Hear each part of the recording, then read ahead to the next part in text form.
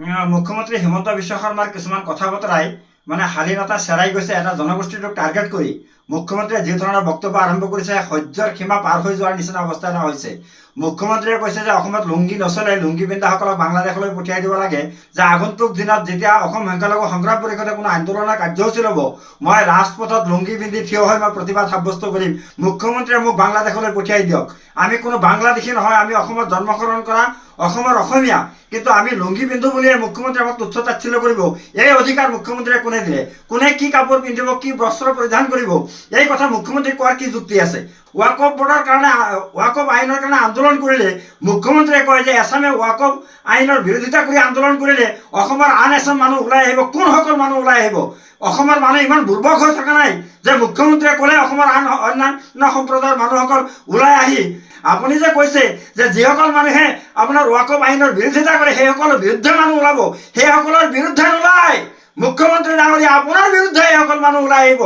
আপুনি যি ধৰণে অসমখনক অস্থিৰ কৰিব বিচাৰিছে, শান্ত অসমখনক আপুনি অশান্ত কৰিব বিচাৰিছে, বিভিন্ন জাতি জনগোষ্ঠী ভাষা ভাষী ধৰ্মাৱলম্বী মানুহৰ মাজত যি সমন্বয় আছে সেই সমন্বয় নষ্ট কৰাৰ কাৰণে আপুনি যি প্ৰচেষ্টা হাতত লৈছে, সেই প্ৰচেষ্টাৰ বিৰুদ্ধে অসমৰ বিভিন্ন জাতি জনগোষ্ঠী ভাষা ভাষী ধৰ্মাৱলম্বী মানুহ আপোনাৰ বিৰুদ্ধে ওলাই আহিব। গতিকে আপোনাক আমি আহ্বান জনাইছোঁ যে আপোনাৰ এইবিলাক কাৰুকাৰ্য আপুনি বন্ধ কৰক। অসমখনক আপোনালোকে শান্তিত থাকিব দিয়ক, অসমীয়া ৰাইজক শান্তিত থাকিব দিয়ক। অসমীয়া ৰাইজ শান্তিপ্ৰিয় মানুহ, অসমীয়া ৰাইজ আচলতে তেওঁলোকে বৰ যথেষ্ট সজাগ আৰু সচেতন মানুহ।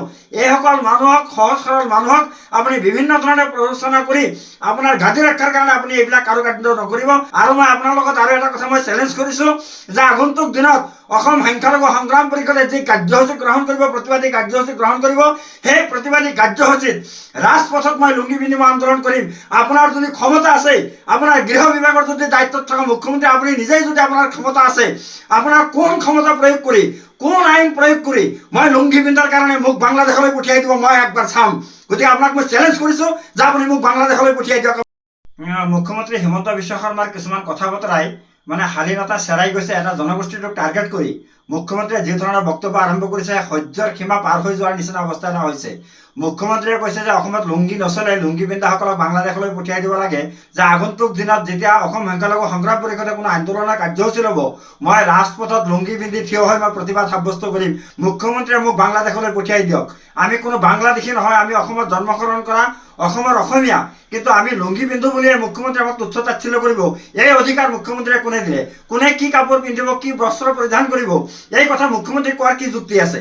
ৱাকফ বোৰ্ডৰ কাৰণে, ৱাকফ আইনৰ কাৰণে আন্দোলন কৰিলে মুখ্যমন্ত্ৰীয়ে কয় যে এছামে ৱাকফ আইনৰ বিৰোধিতা কৰি আন্দোলন কৰিলে অসমৰ আন এছাম মানুহ ওলাই আহিব। কোনসকল মানুহ ওলাই আহিব? অসমৰ মানুহ ইমান দুৰ্বল হৈ থকা নাই যে মুখ্যমন্ত্ৰীয়ে ক'লে অসমৰ অন্যান্য সম্প্ৰদায়ৰ মানুহসকল ওলাই আহি